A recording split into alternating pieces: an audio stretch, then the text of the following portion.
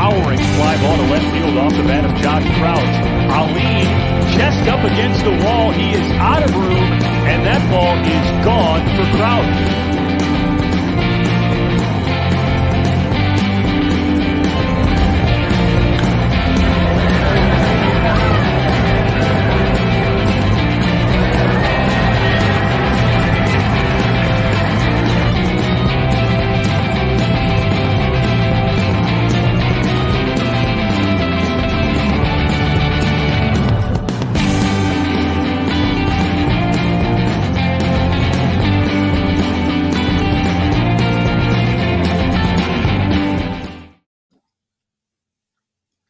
All right.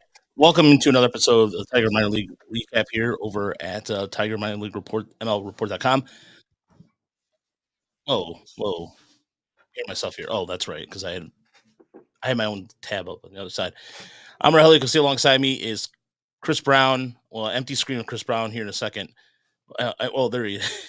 He floats back in the distance here. And joining us this semester, or for the fall semester, or however you want to phrase it, is Colin, who did a prospect report. He did our Troy Melton report, and he'll be doing some more write-ups for us. Colin has some podcast experience, and he's going to be helping us producing, learning how to do his own show, all that jazz. And so I want you guys to welcome Colin aboard. Colin, how you doing, man? I'm doing good. How are you? Good. Doing good. Aiden, Christopher, good to see you guys in here.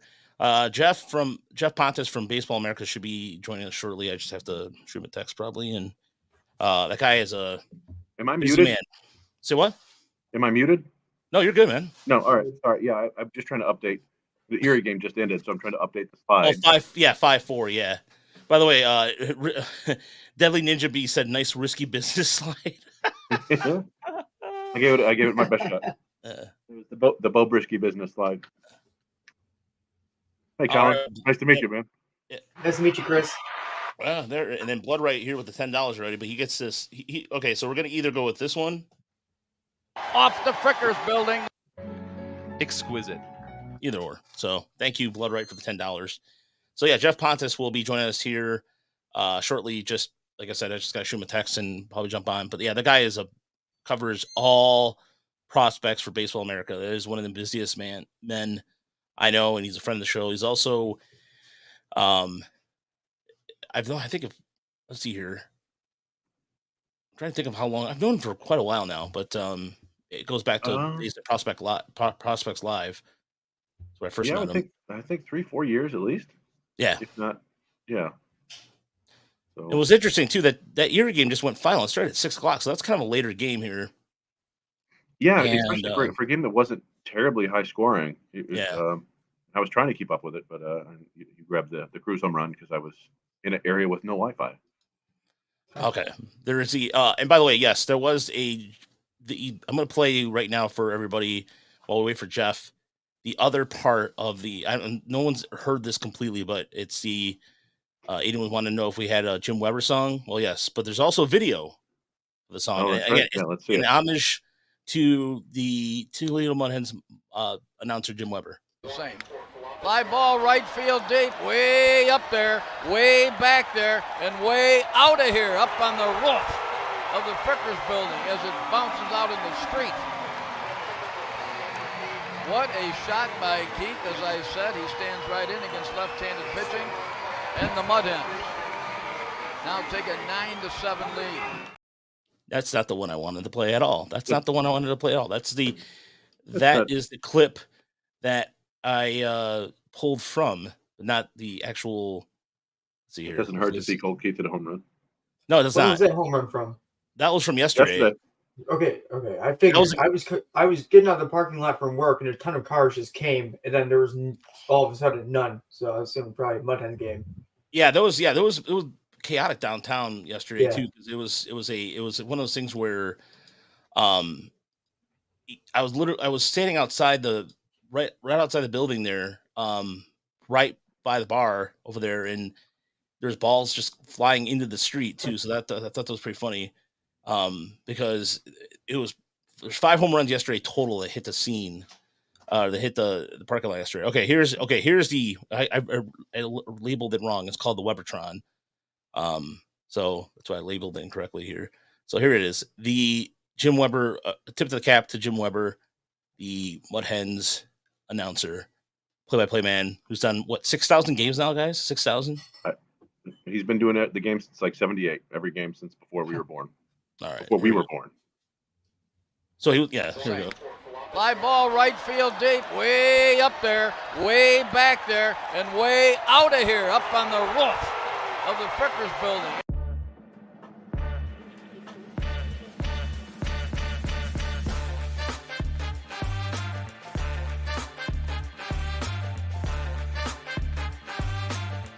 Off the Frickers building.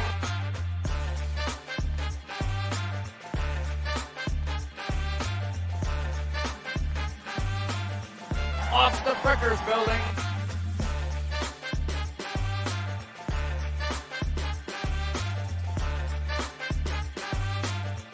Off the Frickers building.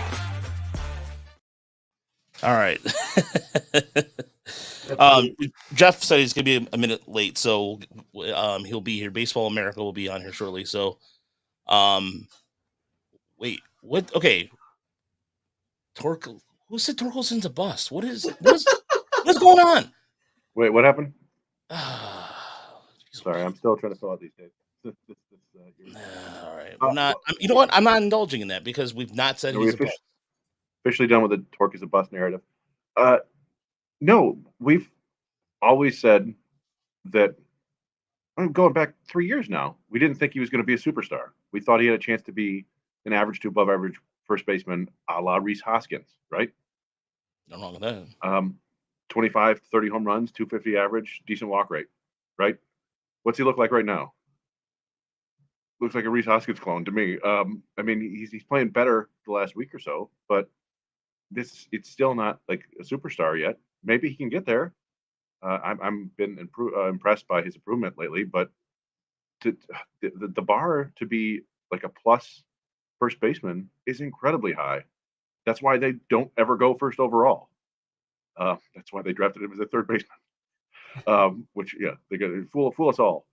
But yeah, no, he's been playing well. But honestly, what are his total stats now? What's his OPS? Is it over 800 yet? Is it close to 800 yet? I don't think it is. Is it? No, I don't think so. It's around 725, I think. 725. Okay. He's playing well lately. It's fine, but we never called him a bust, but we don't think he's a superstar either. So I don't know. I guess it's a world of extremes, right? If you don't think the guy's the second coming, then you think he's a bust. I don't know, Colin. I mean, what's your thoughts been on Spencer Torkelson since he's arrived? So I've liked Torkelson. Last year was a struggle on everything. Like this year, you could say he's been hitting balls hard. Last year, it was, what is this guy doing? Like last year, he had a good eye at the plate. That's the only thing I could give, and he's kind of lost that a little bit. But that aggressiveness that he's kind of added this year has certainly helped him a lot more. Because there was a lot of times last year where it's like, okay, I love this guy, how patient he is, but at some point he's got to be more assertive, right?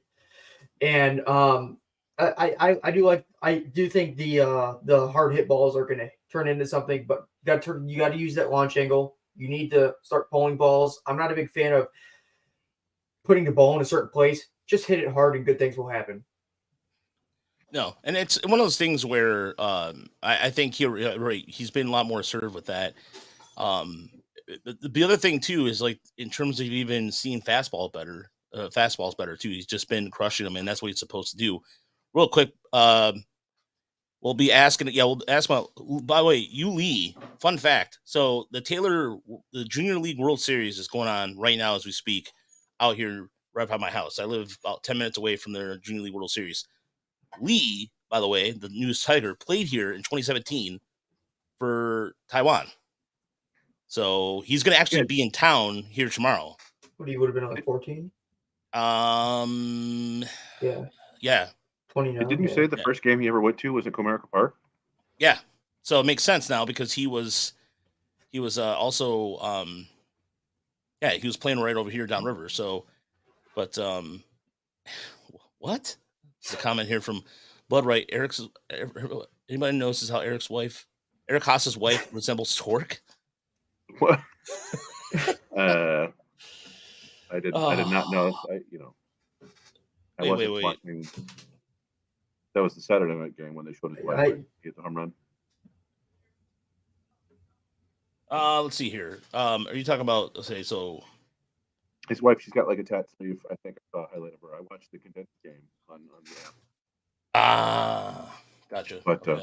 It's funny. I remember we, on the Motor City Metrics, we were. I don't know if we did it on the show or after the show, but we were talking with you like, hey, if they can take two or three this weekend, and they had two of the three best pitchers, and we joked that they would lose those two games and win the one with Manning, and that's exactly what happened because baseball.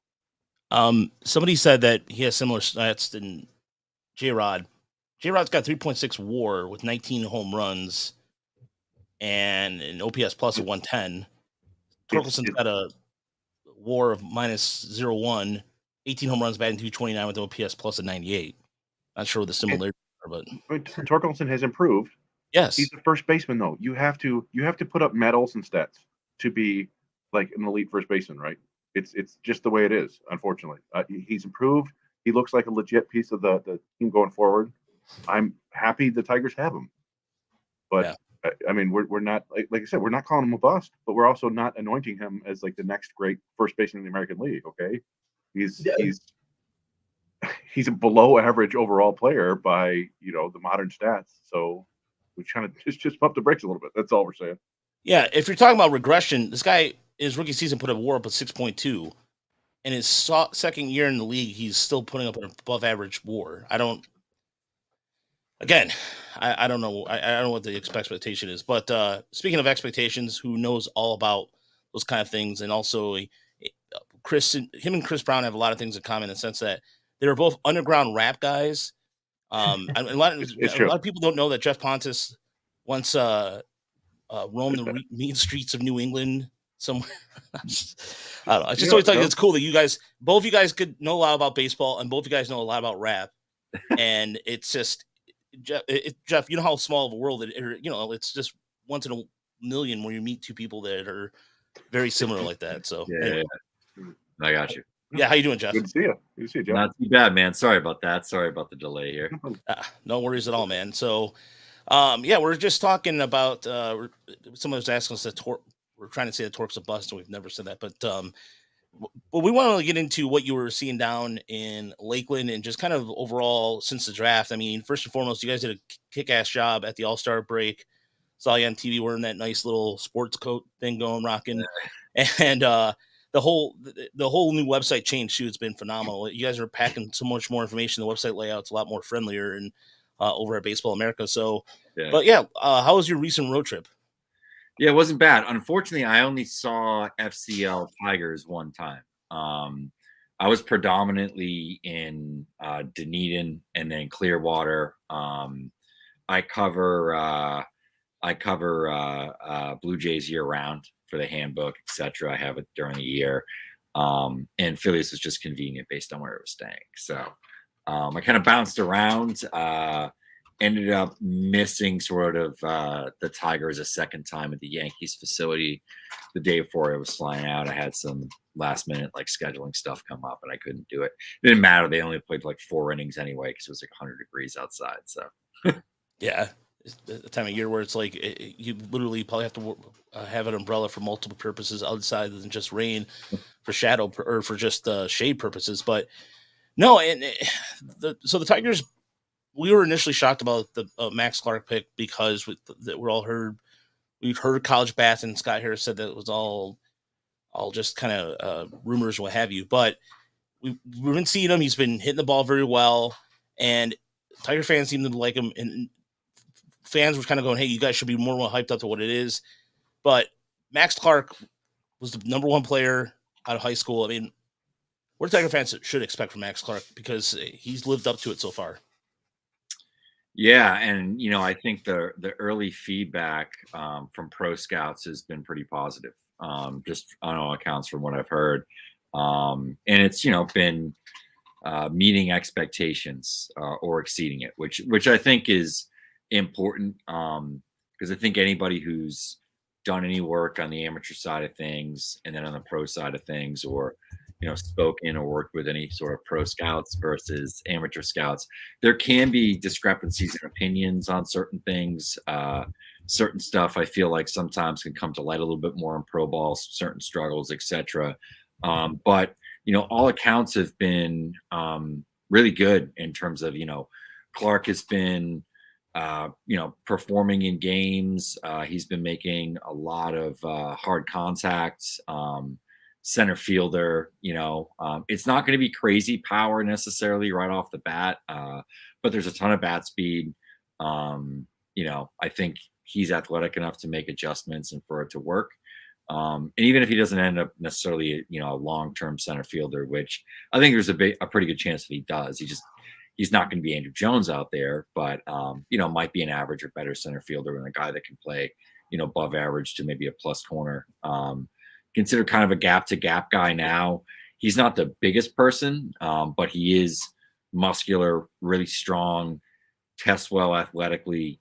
There's not a lot of question there. And, I think he's a guy that embraces the spotlight and certainly doesn't sort of, isn't afraid of attention. So I think if you're looking for a guy that could maybe blossom into a potential superstar, I think he has that right sort of mentality at least. I don't know if the tools are all the way there. I think he's going to be a good above average, maybe occasional all-star type. But I would be remiss to say that there wasn't a ceiling of a potential, star, like a legitimate star here. And he's been billed as that, for the last year plus 2 years. Certainly he's been a famous guy in the prep circuit and someone that's had the bright lights and performed. So I think overall, just everything we're hearing is pretty good. Colin, what do you want to ask Geoff?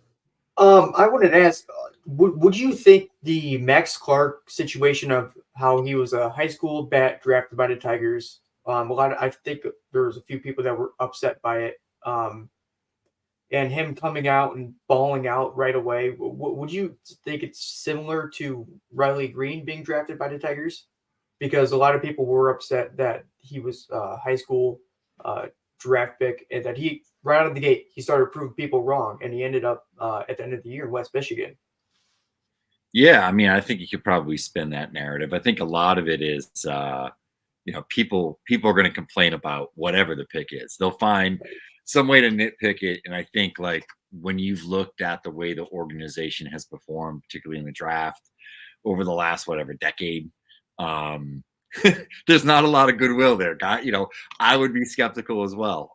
Obviously it's a new regime in town. Right. And, I think everybody sort of hopes that they're going to turn around, target different types of players. And, I think maybe you're starting to see signs of that now. I think it takes 2 to 3 years for you to really see it, because then you start to see some of those lower level guys in year 2 or whatever start to pop better performances, and just got to hope that the player development situation and focuses and just, how they actually carry out their business is better, because that's a big part of it.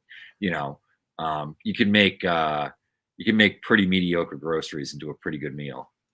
But it's hard to have a bad chef and, give him the best ingredients in the world, you can still screw it up. It's kind of one of those things. So I think it went hand in hand. So, I think for some people, yeah, sure. There might be, it might be reminiscent of Riley Green, of a high level hit tool guy that needed to grow into power, outfielder, highly touted as well.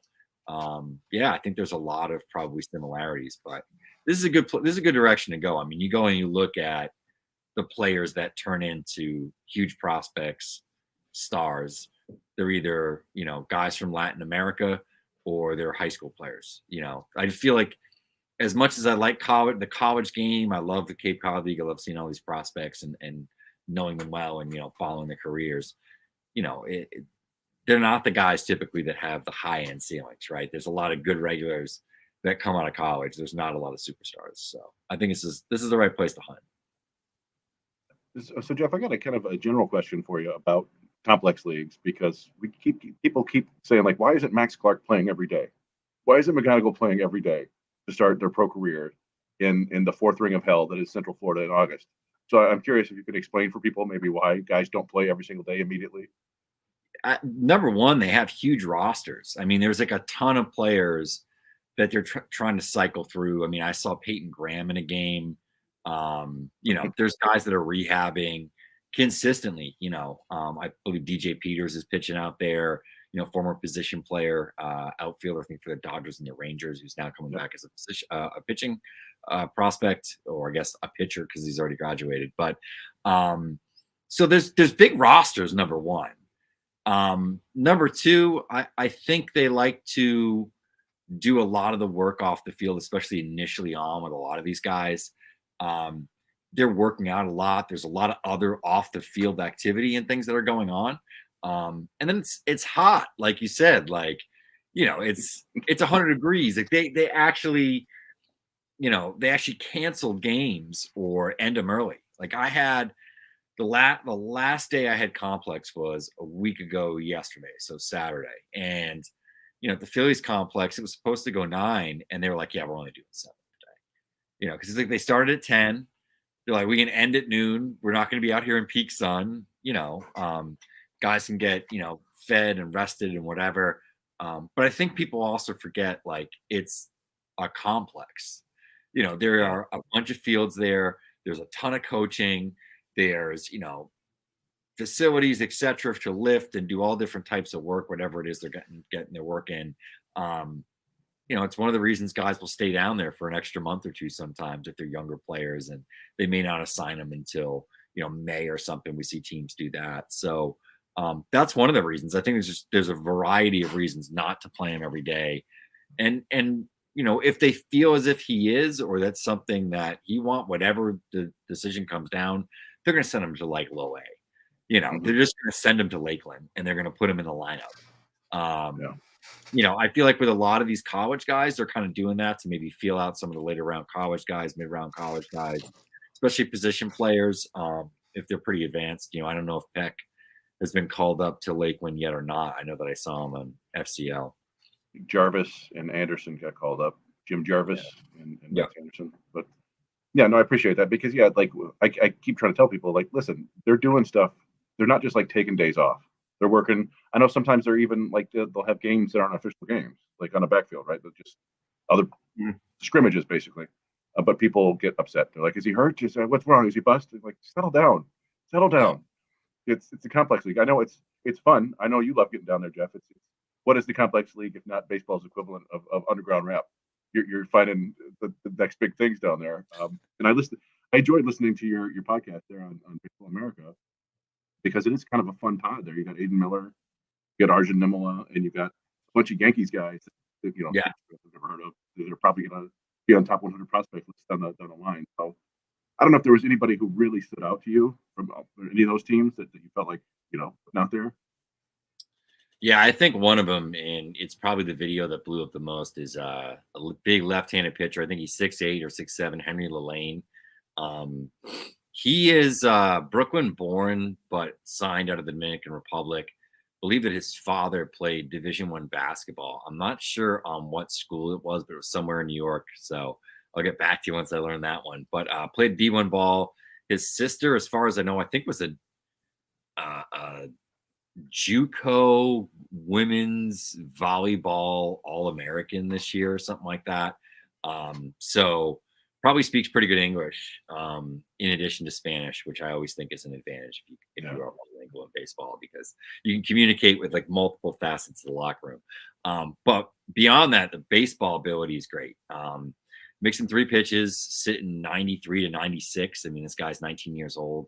There's definitely a ton of projection left. Was up to 97. I've heard he's been up to 98, 99.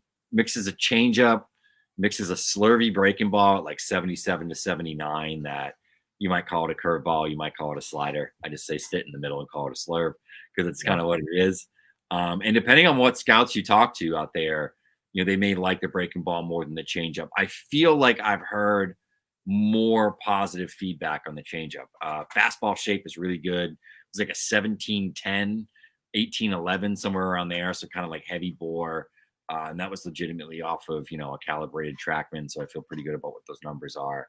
And he had to smoke. I think he threw for 3 innings that day. He walked 3 of the first 4 batters he faced. I think he might have hit 1 too. And then was just nails from there on out. Like just struck out 8 over 3 innings. Well, It was a pretty ridiculous performance. He had people talking. He's definitely a guy that, like, one of those guys you see in the complex. You're like, all right, like this is a prospect. I can't say how high, but I think the legitimate guys stick out, especially in those lower level games. Most of my experience in the backfields has been spring training the last few years.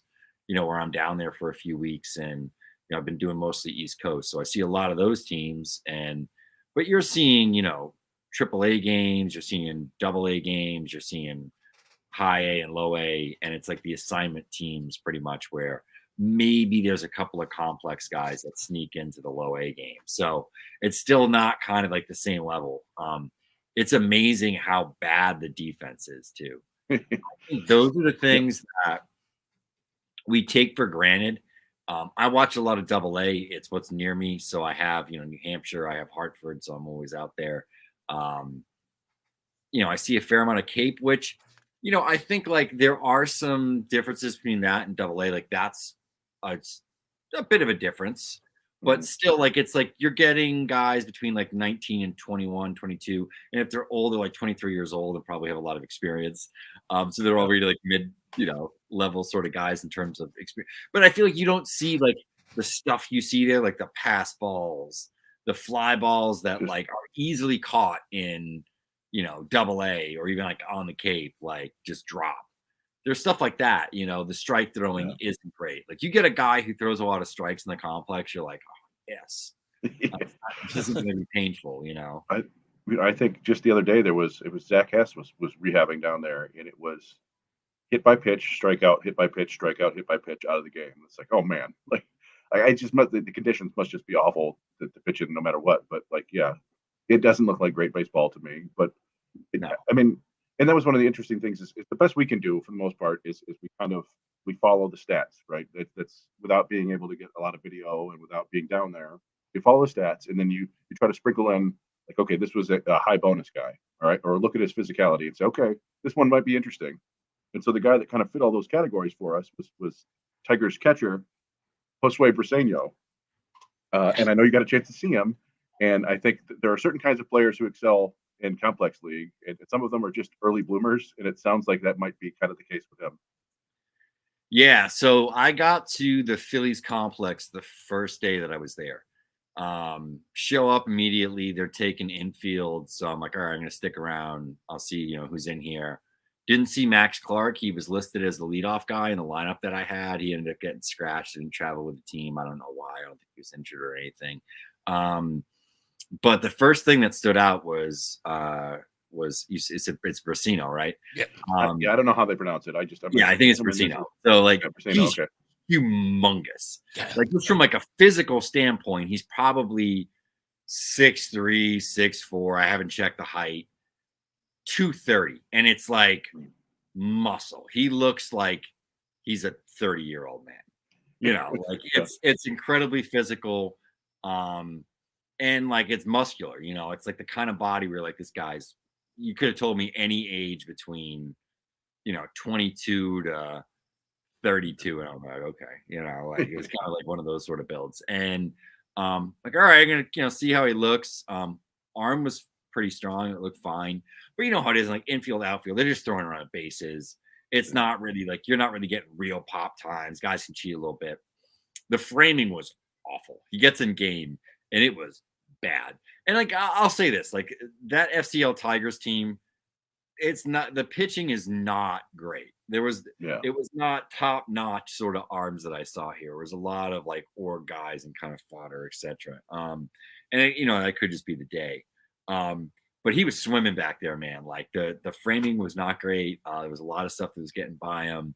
I had mentioned, one scout, because he shows up really high on our Robo Scout model, like one of the top performers. So I had made a pref list before I went of like maybe like 50 or 60 guys, and he was up probably in like the top 15, just because like, especially for guys like that, because you're like, I really want to test it and see what it looks Yeah. like. So he didn't pass the defensive test. I remember I said it to a scout that was sitting next to me, and I was like, "Yeah, this guy's pretty bad back there, or whatever." And he was like, "Yeah, he is a he he is a DH first baseman. Like that's the direction that he's headed toward." He gets up in the box, and it's an upright swing. He's offset. He's a little bit open stance, but really narrow base. A lot of leverage, Great. a lot of power. I don't feel like he gets to stick around that quick. Strength, So, then. it's a little concerning when you see a guy that big and you're like, all right, like he's going to have strength. There's always going to be power, but is there bat speed to like catch up to real velocity? And he didn't really face like, he kind of faced like okay stuff that day. It was a lot of rollover stuff. But you could tell like, when he did get a hold of one, he gets a hold of it. It's pretty easy to see that the ball jumps off the bat. I just he's kind of big and lumbering, if I could describe him. Yeah. So the numbers are great. I don't know. I mean, maybe he ends up a first baseman. Maybe he does have bat speed, and maybe there's more there. He looks kind of like an org guy to me, though. Gotcha. No, I mean that's exactly what it's not what we want to hear, but that's what we want the information we need to find out, because Right. like I said, we're just basing on the stats right now, and stats can be very, very misleading, especially in rookie ball. Yeah, I mean, because like I was seeing hits like from Aiden Miller, like he had a double or might have been first, and he took second on indifference. It was the worst ball that he hit all day. He like sliced it down the line, and the right fielder like didn't move, and then like moved when it was too late, and the ball just like dropped. It was very like little league He's thinking about a movie or something. Yeah, exactly. You got lost in the sun there. I could definitely see that too. There's one guy too, Clayton Campbell, who's from New Zealand, who was playing Australian ball pretty early on in his career. He's had I believe he's only 19 years old. And he's been stateside just a relevant period of time. But that's a guy, again, where I'm looking at, still going to be beyond his a little bit, but he could play catcher. He's been able to play the infield. But did you see anything from Campbell that stood out to you? Not really, no. And the scout reports on him have been pretty tough too. Probably worse than Brasino, frankly. Where at least he's sort of hitting. But like two athlete, no position, behind on velocity. Yeah, I don't. Sounds like a Vila, guys. Yeah, I mean, I don't really think there's much of something there, but I guess like his background is very unique, and sometimes you never know, but probably not. No, and I had double checked on him with another scout who was down this week who saw him, who was on FCL Tigers, and was like, Well, I mean, and that's the thing. Like we've talked about this before, that the Tigers' international scouting has basically been abysmal. Or I shouldn't say their scouting has been abysmal, but the production or the results have been abysmal. They've had almost no big league talent come out of Latin America. They've got a couple guys now finally coming up. Kedar Montero, Roberto Campos, pretty interesting. Christian Santana's bouncing back, but yeah, and so I always just feel like they targeted the wrong kind of players or something like that. And one of the guys we got excited about last year was Raylan Perez. I don't know if you got a chance to see him, but he was a guy who put up really nice stats in the DSL. But he's been swimming in the complex league, and I have no idea if I think Longenhagen had a scouting report on him at Fangraphs, but I haven't seen one anywhere else. It's basically like, yeah, it's a steep swing. He reminds him of Gage Workman. I'm like, well, that's not great. Yeah, you don't want to be compared offensively to Gage Workman. That's typically bad. Yeah, there's Oh, sorry, go ahead, Chris. No, I didn't know if Geoff had any chance to see Raylan Perez at all, or I know, like we said, there's 7,000 players there, so I don't know if you caught him in a game or not. I don't think that I did actually. Yeah. I can double check though if I have any notes on him, but I don't think so. Yeah, fair enough. So, was there anybody that that wasn't a name, but somebody that told you, like, just kind of looking at your scouts or just talking to people that Tiger fans should get to know in the FSL, or just like I know that looking at their pitching staff too, the Tigers, even internationally arm wise, too, has not been the case at all. And even looking at guys that just seem like they have the big bulky reliever types that and that's all it is. It's just the same kind of like it's a cookie cutter, like like a stamping plant. But was there anybody that stood out that maybe went out to a rough start, but they had that physicality, or they could potentially grow? On the pitching side, there was one guy, DeMonte, who I think had an interesting Italian. Yeah. He was kind of interesting. I know that the performance numbers haven't been great, but wasn't like they ran out a lot of arms out there, and he was probably the one that was like, all right, that's probably the most interesting.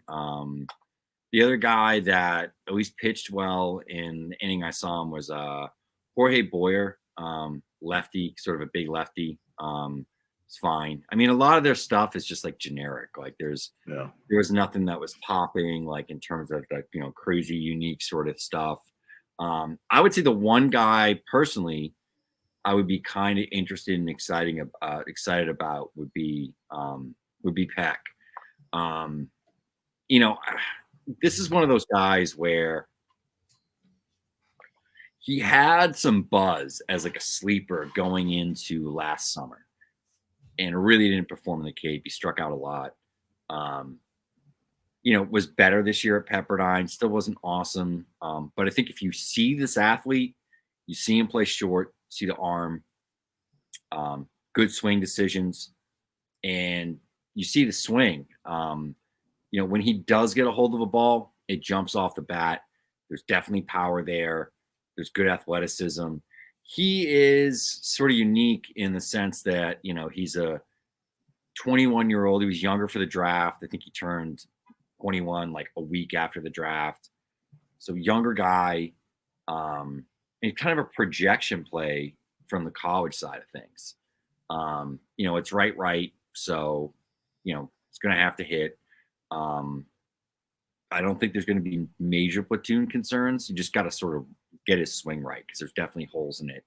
But if he's a guy that if you have a swing guru, someone within the organization that, you feel that whether it's working with Blast Motion or something along those lines, that you can make some adjustments and get him to make more contact, make better contact more consistently.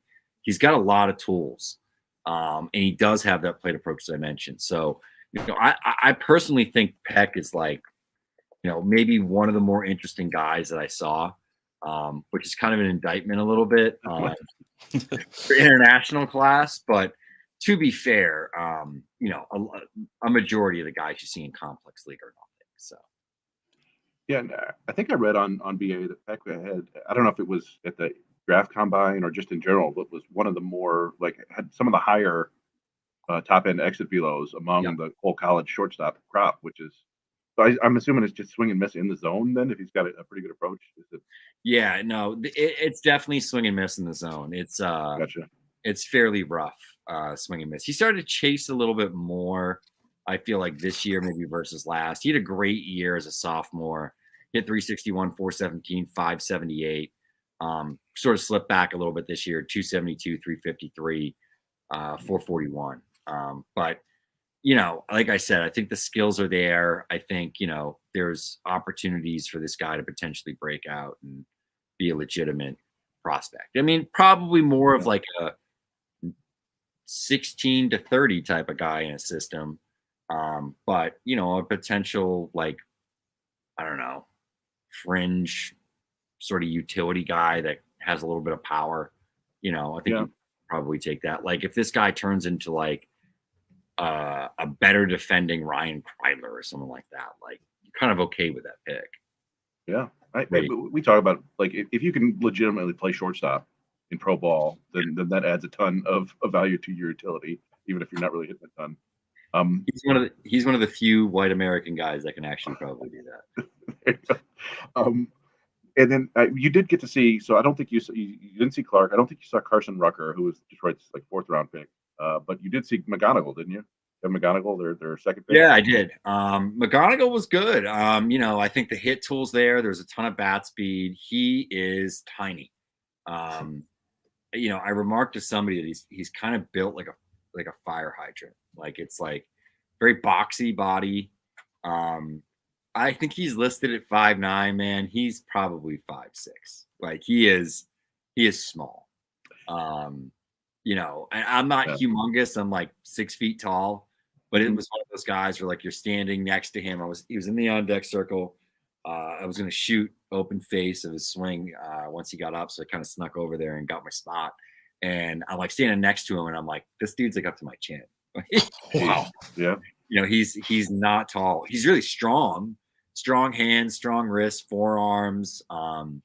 Gave me a much better run time than I thought I was going to get. I got a 55 run time on that. I had a 4.15 on that video you posted. Is that about? Yeah. So that's pretty legit. He was gangbusters, like getting out of the box. So, take that for what it is. But he had another nice swing where he put a ball like an F9, put a ball sort of like the warning track. I do think there's some thump there, probably not a ton.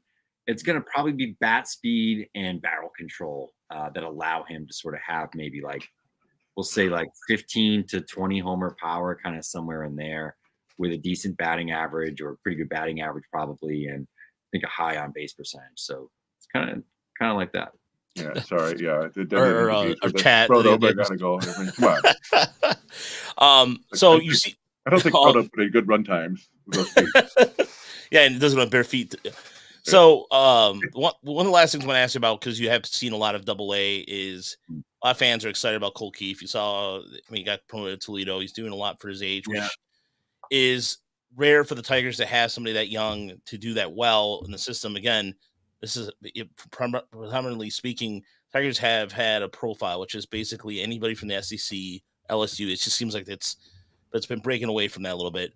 But Cole Keefe, among others in Erie as a whole, has been just having a really good year in general. But what's your thoughts about Cole Keefe? Because a lot of fans are frustrated that he's not up here already. But to me, I think the fact that he's had this is his longest season he's ever had in his professional career. And I think that his numbers indicate like he just had a home run yesterday. He's continuing to hit. I think we're on 270 right now in Toledo. But what did you see from Cole Keefe when you're in your travels on the East Coast? Yeah, I mean, like I've been a Cole Keefe fan for a few years now, and he's one of these guys where I think just from when he's in the box as a hitter, certainly not as a fielder, but as a hitter, he passes the eye test, right? He's strong. There's bat speed there. There's leverage. There's strength there. You believe in the power. There's bat to ball skills. He doesn't get beat a lot in zone. Doesn't chase a lot. Doesn't expand the zone very often. We saw a lot of that early on last year, and again in the Arizona Fall League. And then, in my looks this year at this point, it was all right. Like, is this guy a top, 30 prospect, a top 20 prospect, top 15? Is he back in the top 10? I think maybe even for some people.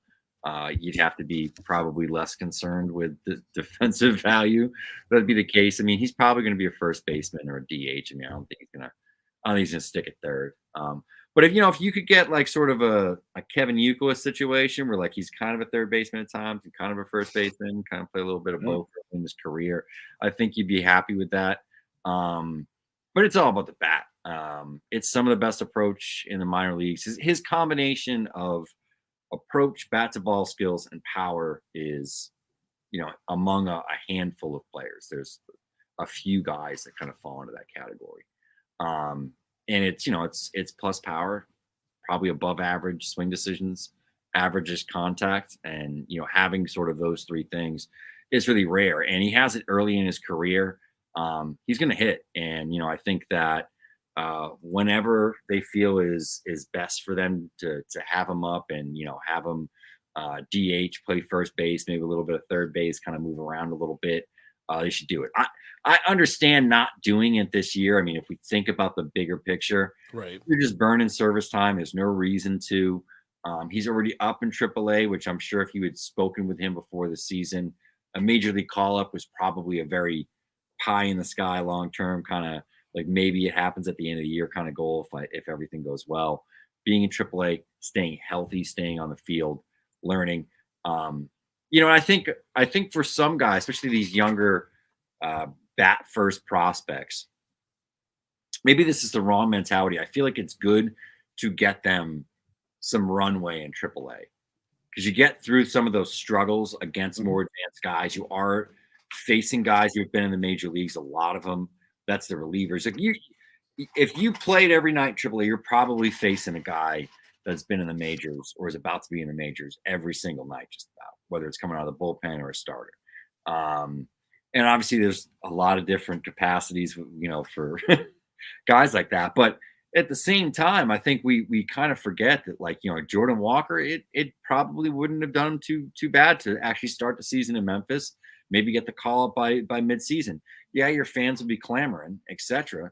But sometimes burning that service time when you don't need to because a guy's hot coming out of spring training or he's just your most talented prospect.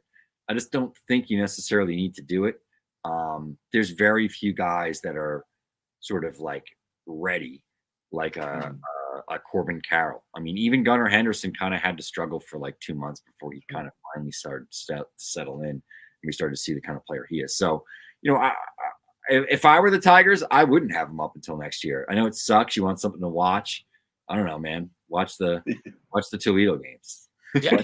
Or just hope for Torkelson to keep getting better. Yeah. No, I mean, I think what we've seen.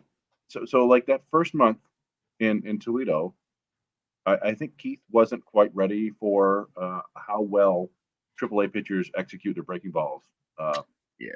Basically that's it. Like he's still not, I don't think, chasing very much. But what happened, I think, is their breaking balls were more, located better for the most part.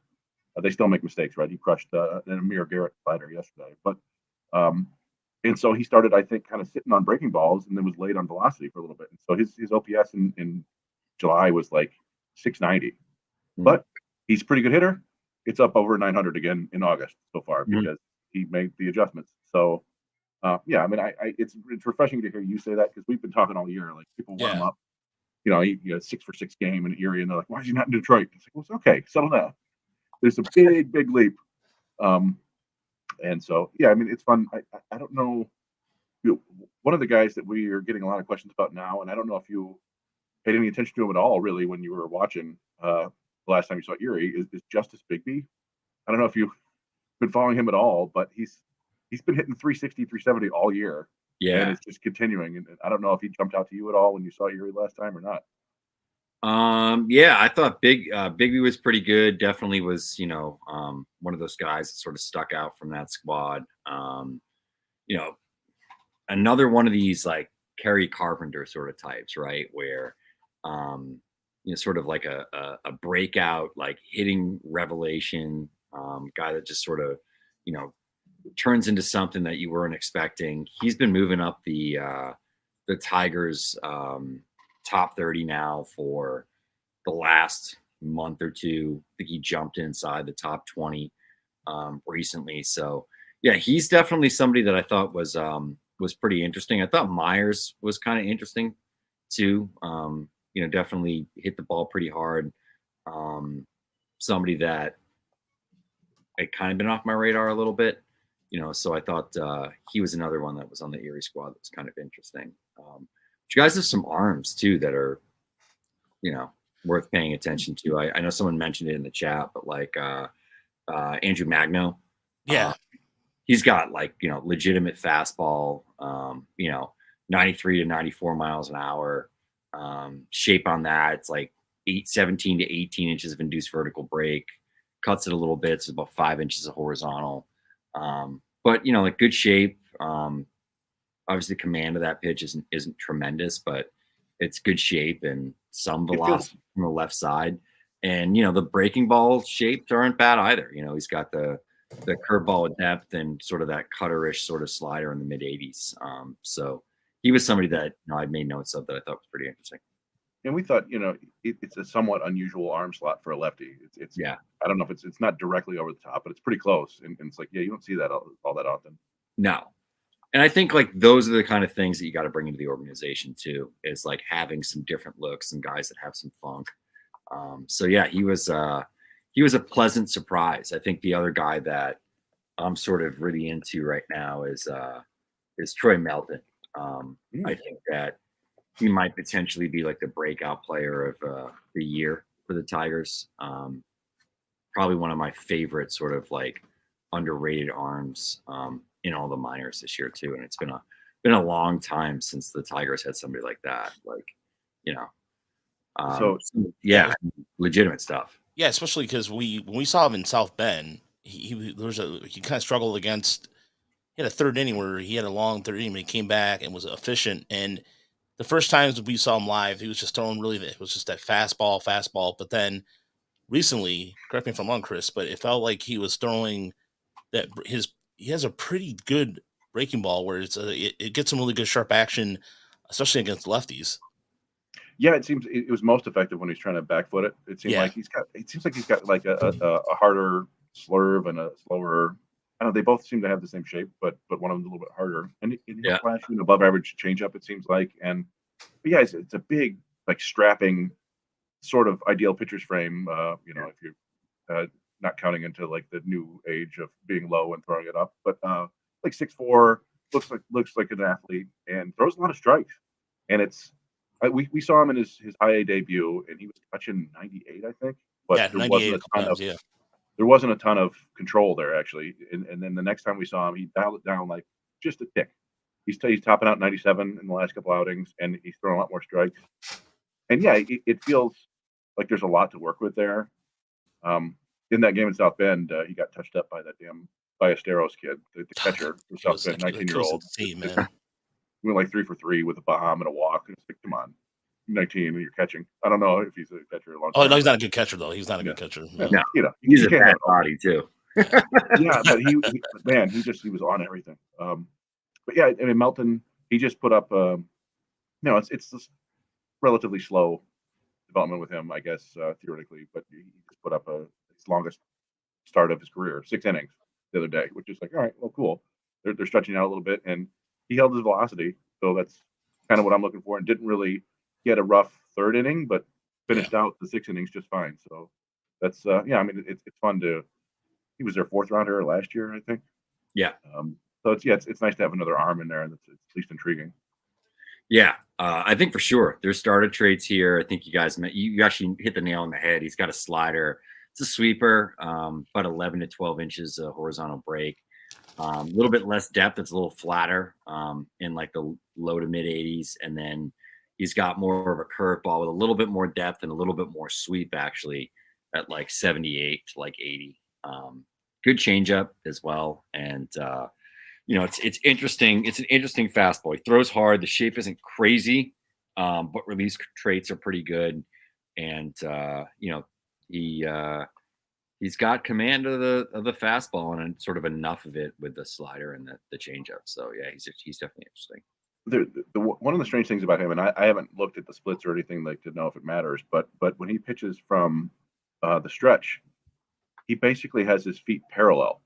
It's like his right. Yeah, with the way he lands, it's like really weird. It's almost directly in front of his left foot when he sets up. Yeah. It's a strange look. But I don't think it affects strike throwing or anything. It's just kind of like, all right, well, it's just like a hip thing. Yeah, it's kind of odd, but yeah, we've got a handful of his full outings up on the old website on YouTube if people want to check it out, because it's like you said, the Tigers have some interesting arms in Double A and below, but he was one of the few, at least at the beginning of the year, that was kind of interesting. Below Double A, I should say, really. Yeah.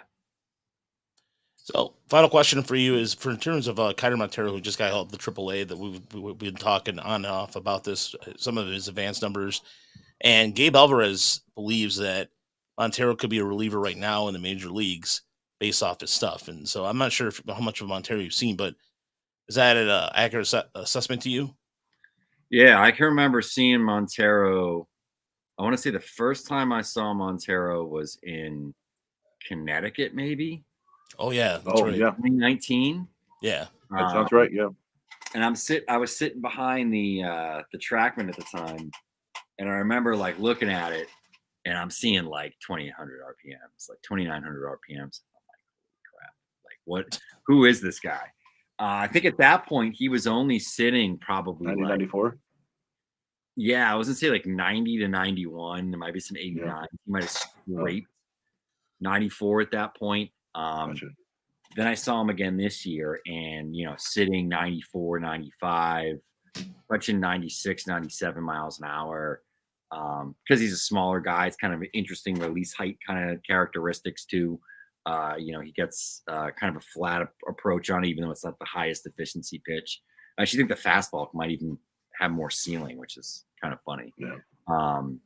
He's got that it's a wicked slider too, right? Like that's a true sweeper. That sucker is 2,800, 2,900, 3,000 RPMs.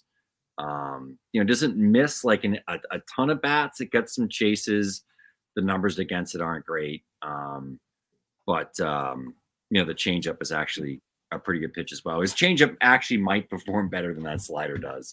The slider is very pitching ninja sort of good, right? Like, it moves a lot. Yeah. It moves a lot. It has a crazy spin rate. Like it gets people going, and you're like, it has a positive run value, but just like barely. Like his fastball and changeup perform the best out of his entire arsenal based on like run value, performance, That's interesting. per pitch, etc.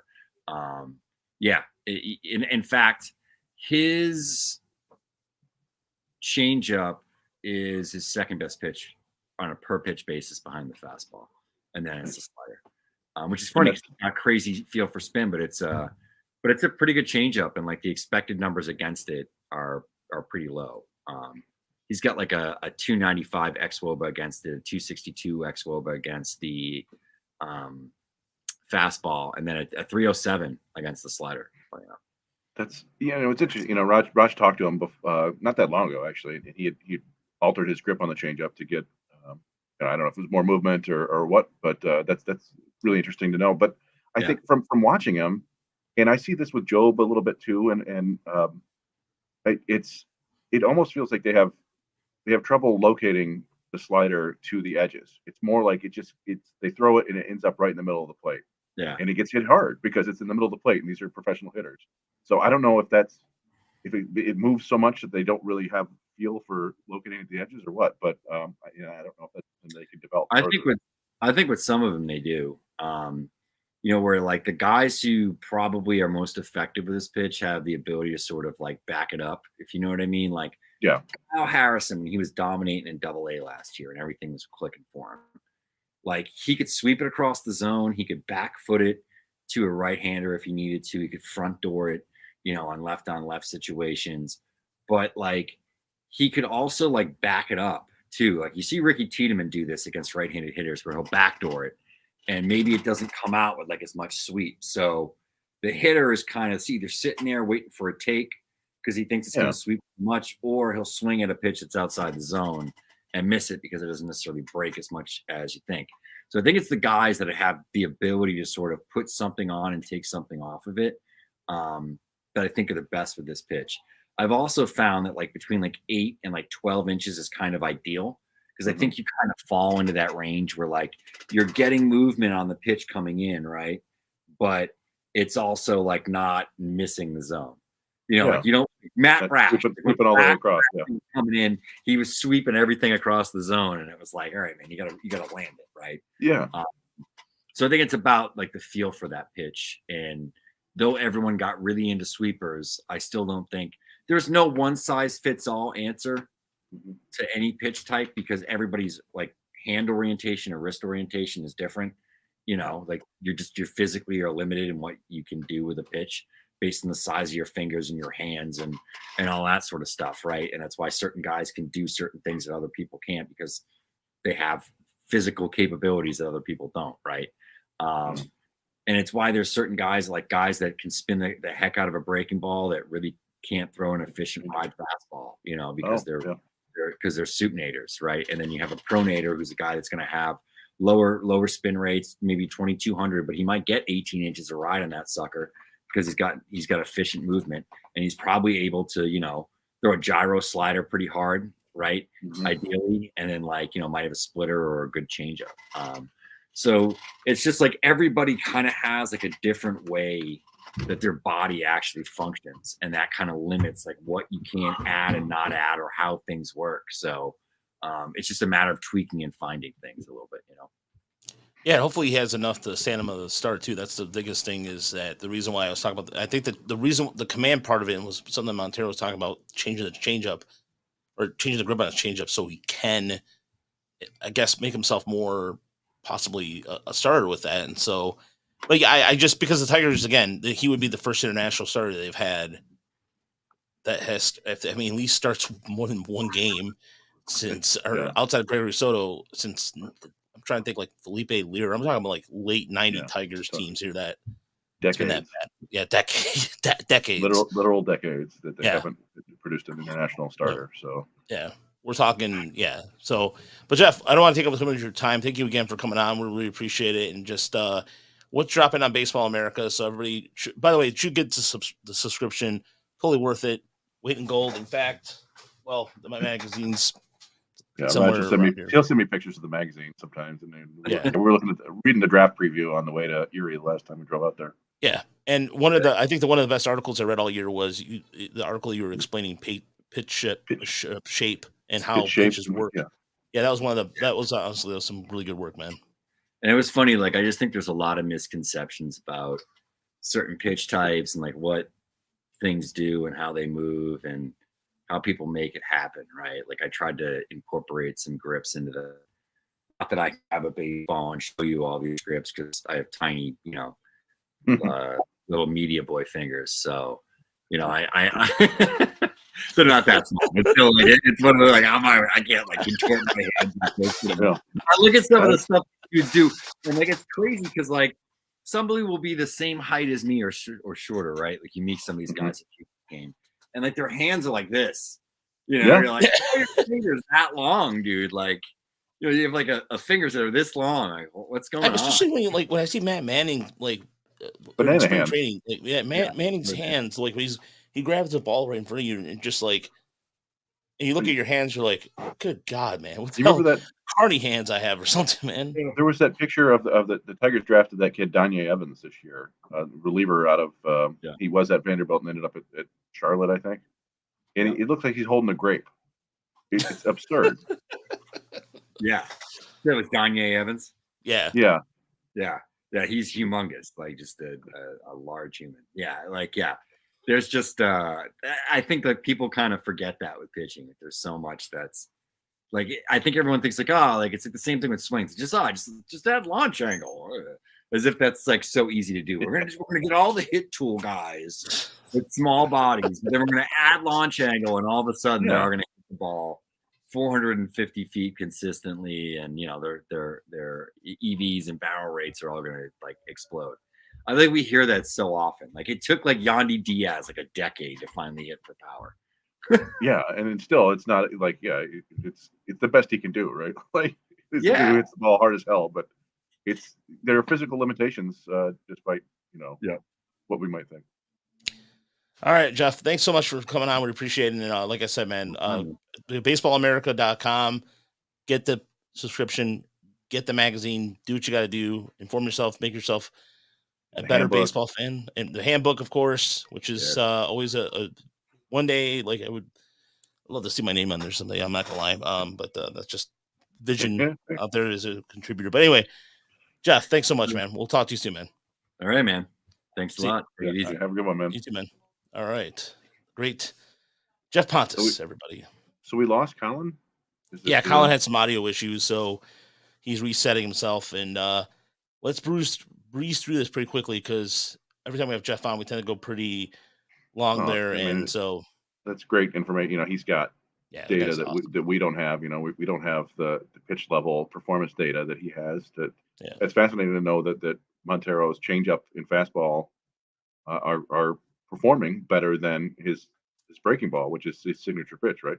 But it's also kind of back like I said, what we've seen, that slider will hang up over the plate because he doesn't have a great feel for locating it. But in any event, the Mud Hens, solid week. second straight solid week. They're 9-3 in their last 12 games. Not bad. You went down there. This is what I want to hear because you were down there last night. Yeah. And you had I mean, we've got the numbers on here on the screen, but there was a player who jumped out to you that you thought was maybe getting some short shrift, and I would like to hear your opinions on this player. You talking about Eddie Leonard? Eddie Leonard? Yes. Yeah. Look, I saw him play the field, and they were talking about him being bad or kind of like a bad defender. He made every play. I mean, there was one play where he jumped up. He got a good jump on one on a liner that was going out. His approach at the plate, I mean, he smashed the double. Looked like that was almost out. The first hit he had was almost out of the ballpark, and then the home run, of course, cleared it. But I thought Leonard looked fine. I think he could play. I mean, is he going to be a guy your everyday shortstop or second base? Probably not. But I don't know. I mean, he's been hitting pretty well since he got to Toledo, and it continued. And I really wanted to pay close attention to him because he's one of the few players I haven't seen in Toledo yet. And yeah, he was, I thought, even playing in terms of a good step out of the first step out of the box, big muscular guy, he really stands out. And honestly, I really liked his approach. I really thought that his swings down last night were really good. I mean, everybody was swinging the hell out of the ball yesterday. It's always weird to think that Plesac at one point was part of the Cleveland rotation, but man, everything he had that was just the Mudhens were just smacking it hard. And once they started figuring out the timing on it, it was over. And so, yeah, I mean that was a fun game in terms of with the 5 home runs, I think. But and one of the things that I think is worth mentioning with Leonard, right, is this is his first taste of AAA. yep, He was in Double A with the Dodgers when they let him go, and the Tigers grabbed him and immediately moved him to AAA. And he's performed so far. Like you see there that there's no walks and there's 4 strikeouts. I think it's probably an aggressive approach. But if you're aggressive and you're putting the bat on the ball and hitting it hard, that can work. And so, yeah, it was nice to see some of that performance. That home run he hit yesterday was 415, 420 feet, something like that. Like there's some legit juice in the bat. yeah.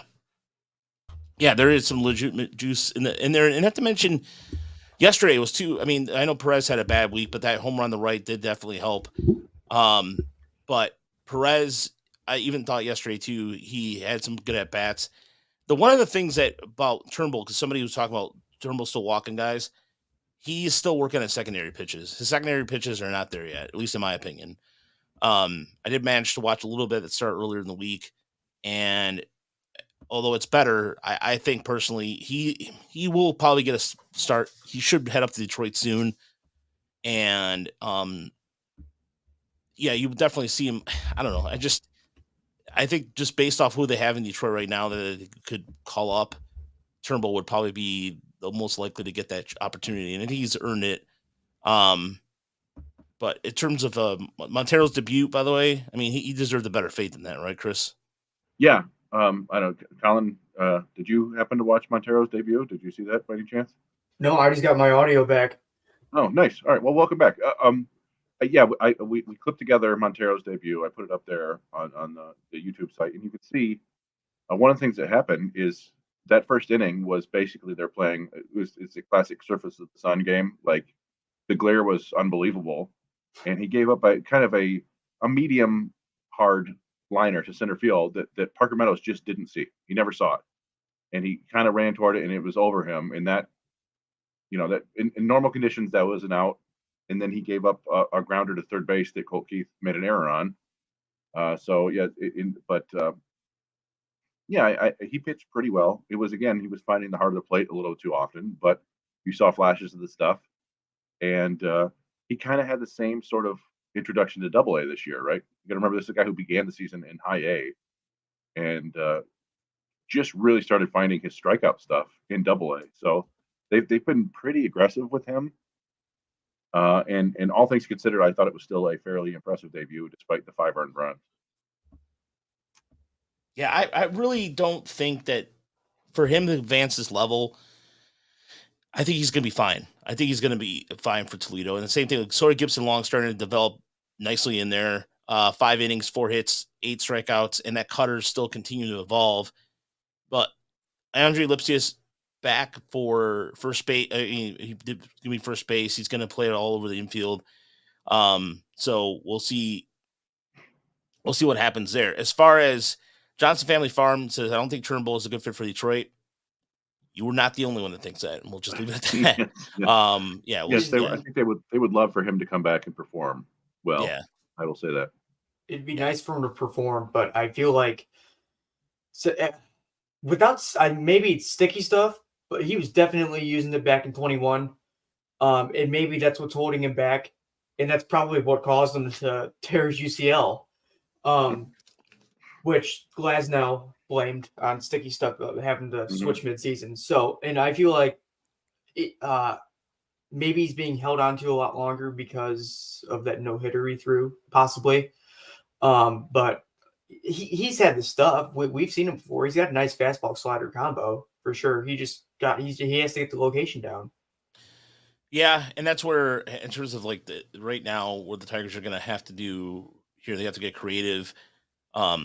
Bring him up, and also as Stan mentioned here with Haas having some what's it? How do you say that? Minuscule success. Yeah, issues. Is Dingler ready to be called up?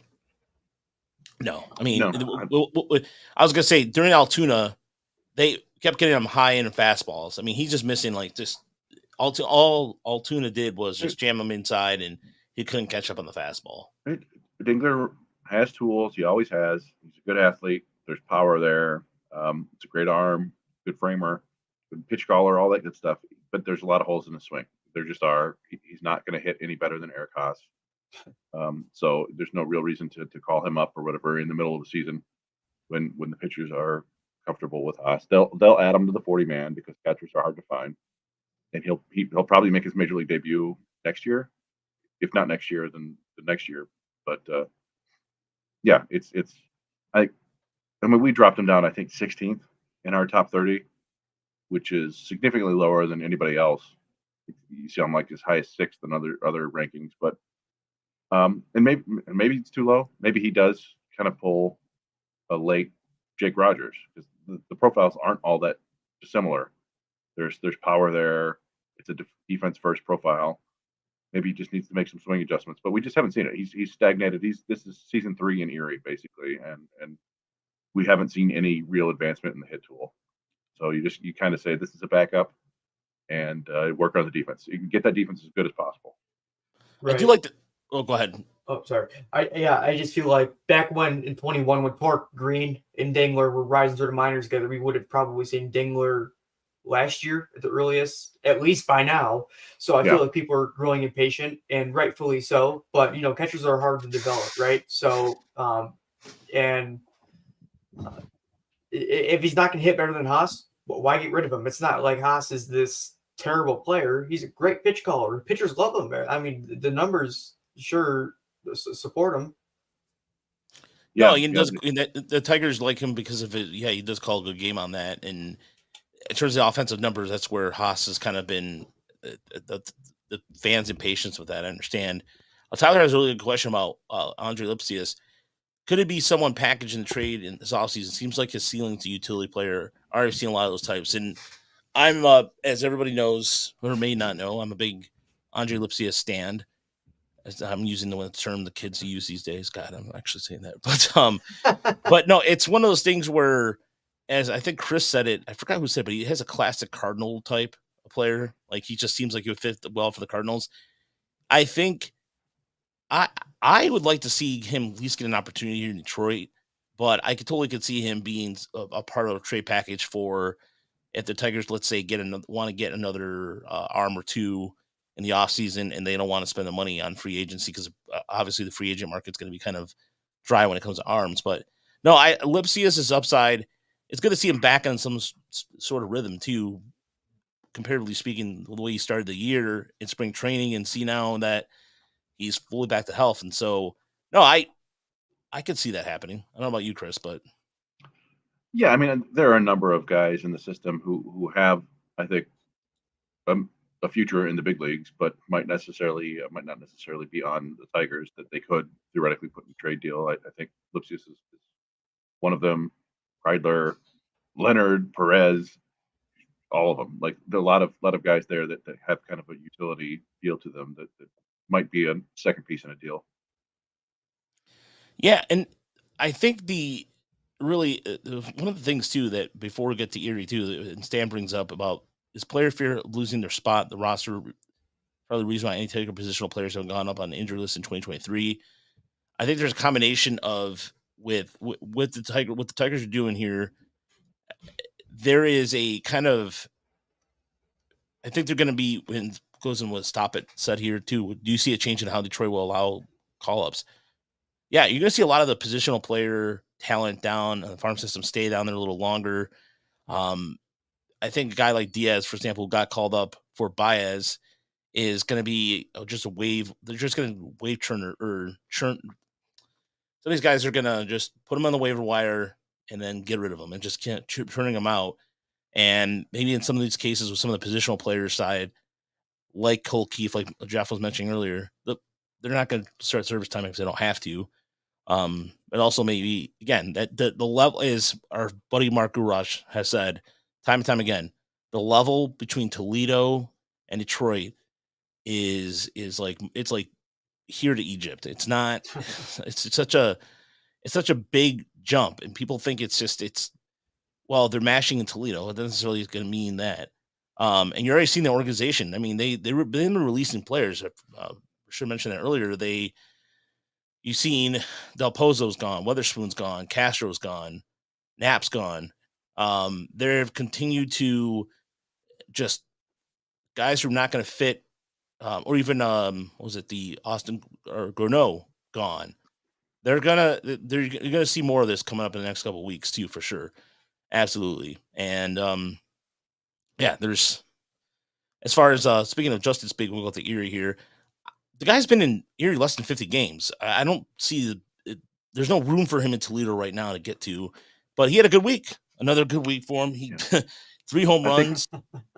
I think that slide is from last week. Oh, that's okay. Unfortunately, I thought I updated it, but I guess thought I did. Oh, you know what? If you just updated it, then like, hold on, now I'll pull up the most recent one. That's my bad. He still had a good week because he's pretty good. Yeah. Didn't Madden just throw 7 innings? He did. So yeah, that's the slide that, because Montero is up in Toledo now. That's the slide from last week. I thought I updated this week, but no, it's my fault. It's my fault. Go ahead. Continue. No, it's all good.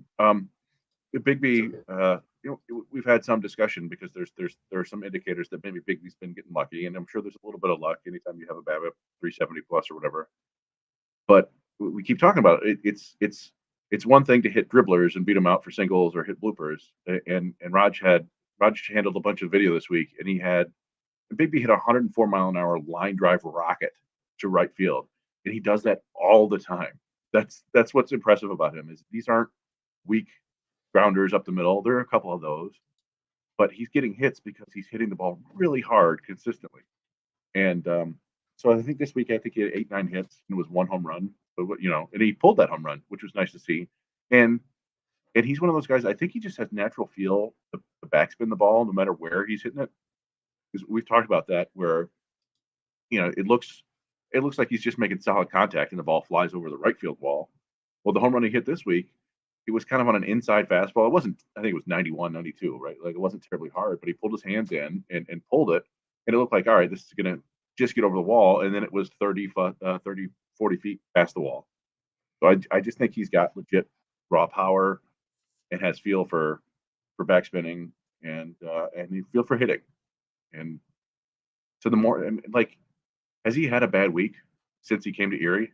I don't think so. No. He's just a dude who keeps producing. And we talked about this a bunch. Like, do you force him up to Toledo?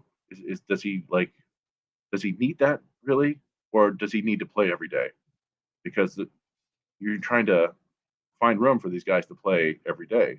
If you put them up in Toledo, you got Malloy, you have Meadows, you have Perez playing outfield sometimes. They want Leonard to get some outfield appearances, right? So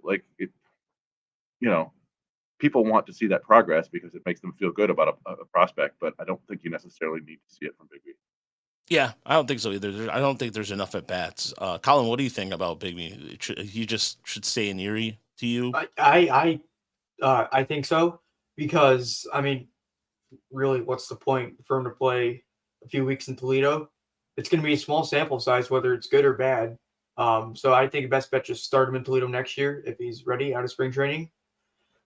So keep him in Erie. There's no room. There's no room. No, yeah, that's. I think we're all in agreement on that. Right. Like, You and want we'd all him to be get happy. consistent at bats. Yeah, we'd all be happy if the Tigers called up Malloy or Meadows and said, "Okay, Big B, you go from Erie to Toledo." Like, he certainly earned it, right? Like with his performance. Right, for sure. But it's again, I think there's the tendency to view promotions as sort of like, well, this you have to do this, right? Because he's dominating this level, and you know, as much as we like Big B, I don't think he's necessarily the highest priority prospect in the system, right? Like, this is not a guy that they have to get to the big leagues as quickly as possible. They like him, I think, and it's just a matter of, like you said, getting the reps, playing every day, performing, and keep doing what you're doing. And we saw it with Carpenter. Like, they're different profiles, right? Carpenter was more fly balls, more power. Big B is more line drives, more average. But if you keep performing, you'll get to the big leagues. It'll happen. They after a while they can't ignore you. Yeah, and something you can't ignore. By the way, a lot of Lockhart this week after having his first bad start with the Erie a couple weeks back, bounced back pretty well with 2 strong starts against the Curve, and continues to Erie. By the way, Erie was down a couple starters this week. They've had the resort to the bullpen.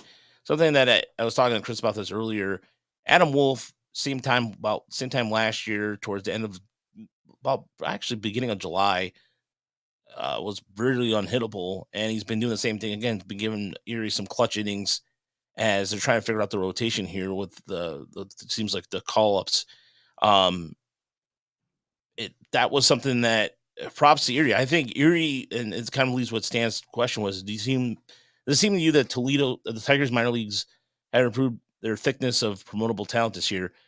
Yeah, because I mean, look at Erie's rotation's been shorthanded, and they're able to navigate through there, and I'm sure they'll probably get some help here soon because they need it. They're going to have to need it down the stretch, and I want to have to wonder too, where like at some point, because Carlos Pena has not pitched since he's pitched in a week or now. Actually, I think he pitched August 5th. Yeah, So, he missed yeah, the start. Yeah, he didn't start against Great Lakes this week, so maybe he gets to Erie at some point here soon. And he has pitched in Double A. He pitched last year for a handful of times in Double A. So, but as far as offensive talent goes, the one thing that did stand out to me was Dingler's walk numbers this week. I mean, I did talk about him getting jammed up with strikeout wise, but 4 walks to 5 strikeouts. Hey, progress. We take those. Yeah, I mean, he's a guy who's always supplemented his on base with getting hit a lot, which I don't know if he stands on top of the plate or whatever it is, but yeah, if he's going to walk, that's all the better, right? That's more similarities with Jake Rogers. So nice to see. I noticed on that slide there that I had not updated Madden. I said he gave up 6 runs. He did not. He pitched 7 scoreless innings with 8 strikeouts. So I don't want people getting the wrong idea there that he had got bombed. He had a very good outing. But yeah, I don't know. Erie continues to play well despite losing. They've lost a lot of talent over the course of the season, and a lot of veterans too. Navigado was a huge loss for them. We mentioned Lockhart. Like, I have no idea what to make of Lockhart.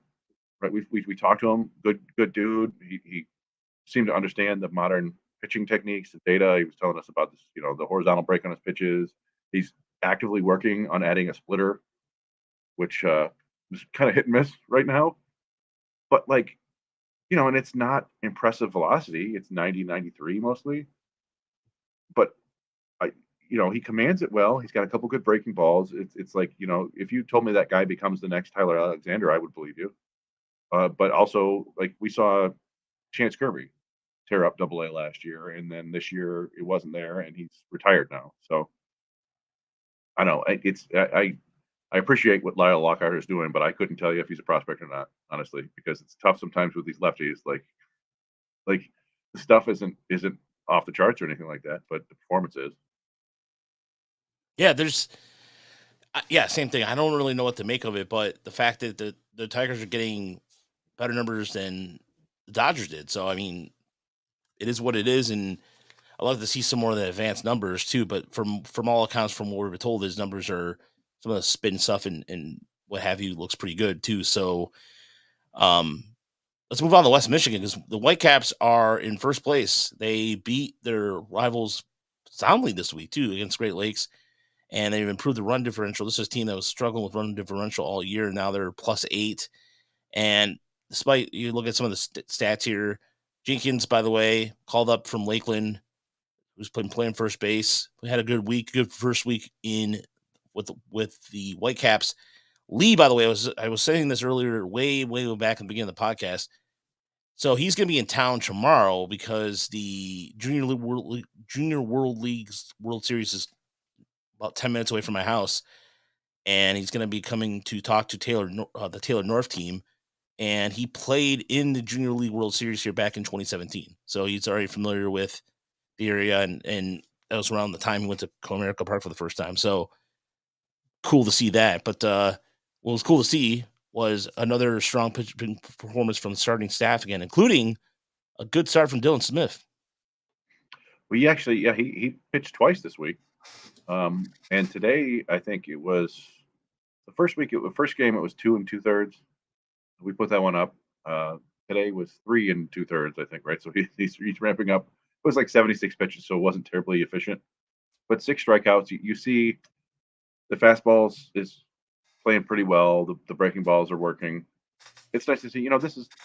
He's just basically getting back to the level he was at last year. This is basically who he was last year. You're hoping that he can get the innings up and then eventually get back to Double-A because that's the real test for him. But certainly nice to see him back. His velocity's there. He's 92, 95 all game. And he's throwing 4 pitches for strikes. So it's like you said, it's nice to see. And then like we mentioned, Pena has been kind of the rotation stalwart, just disappeared this week. Garrett Burhan, I think, came back, but didn't pitch a ton. But Melton had his career high. You see it there, 6 innings, 4 hits, 2 earned runs, 5 strikeouts. That was his career high in innings. And again, we talked with Geoff. It's interesting stuff. It's a great body. It's plus velo. I think he's still figuring out how to pitch. Like, I think the breaking balls or the secondary pitches they flash above average. I don't know if they're consistent enough yet, but you can see the makings of potential above average pitches across the board there, which would, you give him number 4 ceiling maybe, which is not bad for a 4th round pick. Yeah. So Colin, let me ask you in terms of what you saw from Melton. You did our scouting report for our top Right. 30. What you heard what Geoff said, and you from your evaluation of what Geoff said, does that add up to you, or what's your thoughts overall on Melton? I mean, I love his fastball. You see it. You should see him throwing it high 90s. He's throwing at high 90s. His slider definitely there's definitely potential there. While his changeup, it depends on what his future in the major leagues is. If he's a starter, you have to keep the changeup. You can't be a 2-pitch pitcher. That just doesn't work.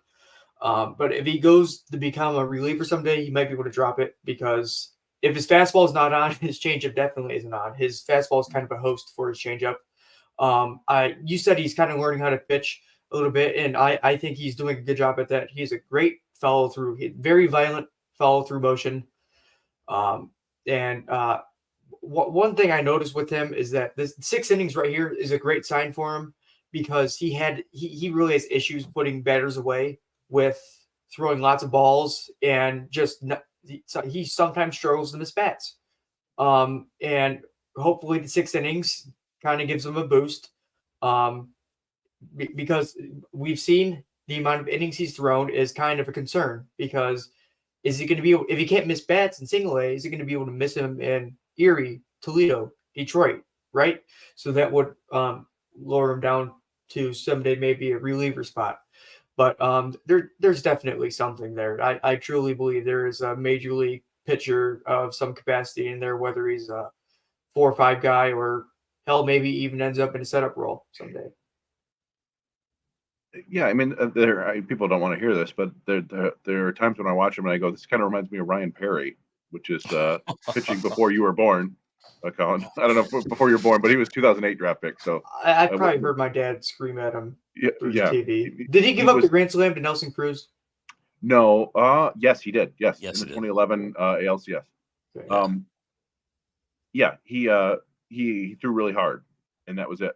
And that was enough for the Tigers to draft him in the first round in 2008. But no, but with Melton, I think, and that team rushed Perry to the majors because he was a college reliever, and they moved him. And Melton was a college starter, and they're teaching him how to pitch. And we know we feel pretty good about the Tigers' pitching development overall. I think I certainly love it. guys have developed in the major leagues in ways that I did not see coming. So in Melton, it has that arm strength, and like you said, it's plus velocity.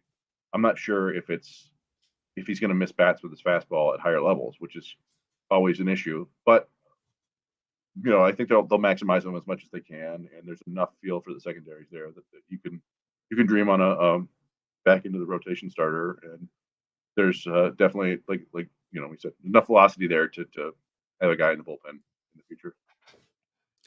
Yeah, and Job just doing Job things. I mean, the numbers again: 5 innings, 7 hits, 3 runs, 8 strikeouts. But that changeup you posted on the Twitter was one of the most beautiful pitches I've seen all season. That was just ridiculous. I'm gonna get it right now. I'm gonna actually go get it right now. We hate, and we talk about this. We don't like to put just one pitch, and then Geoff kind of you heard Geoff kind of mention Pitching Ninja pejoratively, right? Like, and we love what Pitching Ninja does. It's a lot of fun stuff. But when you just post one pitch, it's like picking out the time that a guy hit a home run and saying like, oh, look at this monster power hitter. Like you're not showing the 8 times he swung and missed. So we like to post full starts, but just the fact that there was a changeup and the dude threw his bat, I thought was worth posting. But if you watch that start, I think Job got 6, maybe 7 swings and misses with his changeup, and he was throwing them right. He was throwing them in any count. People, I see comments like, "Oh, all we need to do is get him a third pitch." He's got a third pitch. This changeup is really good. With him, it's the command, and he had his command most of the game today. There it goes. There's the changeup. It's mid 80s. It's got fade. It's a really good pitch for him. He just needs to pitch more. We've talked about it a bunch. Like the stuff is outstanding. He was sitting 96, 98. And the changeup's got movement, the sliders, it's breaking all over the place. He throws the cutter. He threw a handful of cutters, 90, 93. He gave up a home run again on a 94-mile-an-hour fastball, and that's just the stuff that he's going to have to deal with. He's going to have to figure out how to locate that fastball and not give up home runs. But again, that comes with pitching experience. So on Twitter, by the way, you can slow down the video, and that's what we're going to do right here. We're just because you just get a full admiration for this pitch. Because yeah, you're right, Chris. I want to paint a whole picture. We want people to see the whole thing, not just and it's a little too slow. But look at this. I mean, just whoop. I mean, the fade action on that pitch was just. Right. And you need 3 strikeouts. I'm pretty sure he threw a changeup the pitch before that, and he struck that dude out later with a changeup. It's like I said, he's there's a lot to like there. We just need to keep him healthy and get him more innings and get him some more experience pitching. Yeah, the full at bat thing, like that's perfect. Like you could just keep posting the one pitch, but obviously in baseball you need 3 strikes, and it's a process to get there. You need to set up pitches, you need to locate them well. You see Pitching Ninja, it's a new thing, the sweeper, how you'll just post that one sweeper, but there's got to be context with that. For all these guys to be frozen with sweepers, there's got to be a fastball set up. And if that's just a sweeper, that's a home run. It's going to be a home run every single time because they're all down the middle. But set up with the fastball, if he can set up his pitches nicely, then he's going to be one hell of a pitcher. And throwing 96 to 98 with a 3,100 RPM on your slider, that's just, it's not common. You don't see that a lot. So he has a lot of potential. You know what? I should mention too. Colin does pitch. He just finished pitching, so Colin will be. It's really good to get some insight from. What's up? You lefty or righty? If I was a lefty, I'd be getting scholarships. Oh, what? So you sitting like upper 80s, low 90s? What do you? How hard do you throw? No, probably mid 70s, high 70s. So nothing Gotcha. too special. Are you pitching in college at all? Or are you playing? I'll be pitching my senior year of high school. Oh, okay. Wow. All right. So you're a high schooler. All right. So I gotta watch my language. Um, no, that's awesome. No, it's cool that it's always fun to have people who actually go out there and do it. Right. Right. Yeah. I quit pitching in 8th grade before I knew any. As soon as I started calling balks, I'm like, I'm done with this. I Yeah. just want to throw the ball. Right. So it's nice to get the perspective of people who actually go out there and try to do right. it and understand the process of it. Yeah. I was a bad pitcher for a long time. I had the yips real bad, so I had to try everything. Everything. So when Barry Bonds was the hitting coach for the Marlins, he ain't Yeah. good. He's not good because he was so good. He didn't have to change anything, right? That's why Chris Fetter's such a good pitching coach, because he's a terrible Yeah. pitcher, right? I had to try everything. Then I switched sidearm. So Yeah. I know everything in the book, and like this is kind of random, but Troy Melton, he definitely does the towel trick. Oh, yeah, throwing the or that was it the water bottle? Yeah. Yeah. Yeah. Yeah. No, it's interesting. Who was it? Was it Mike Morgan? There was a pitcher that the Tigers had in the mid '90s that went sidearm. Oh, Mike Myers. Mike Mike Myers. There you go. Yeah, Sorry, he had a yeah. funky delivery. Yeah, Mike Myers. And that was, I think, Al Kaline, I think, told him to do that. Yeah. And I think it worked for him for a little bit, but Yeah, he actually he carved up a better career too afterwards with the Rockies too, I believe, if I remember right. But With the Rockies. yeah, Mike Myers. He was with the Tigers originally, and yeah, he was then Colorado. Anyway, we'll use baseball reference here in a second. But Max Anderson, let's go to Flying Tigers. The Flying Tigers, by the way, are 28-14. They're in first place. We watch. I look at the box scores of those games, and they look like the biggest pain in the ass. They'll go down 8-0, and they will chip away and beat you 9-8. And again, like there wasn't a ton of talent there earlier this year. That they've added a bunch more through the draft, but yeah, it just seems like a really fun team to watch right now. If it's aside from that whole Central Florida thing in August. Yeah, that's even with the pitching too. Like Chris Williams has pitched better as the late since coming back from the IL. Chris Williams has pitched better. Garrett Hill has been doing some rehab down there. Christian Santana kind of come back down to earth a little bit, but Max Anderson 4 doubles.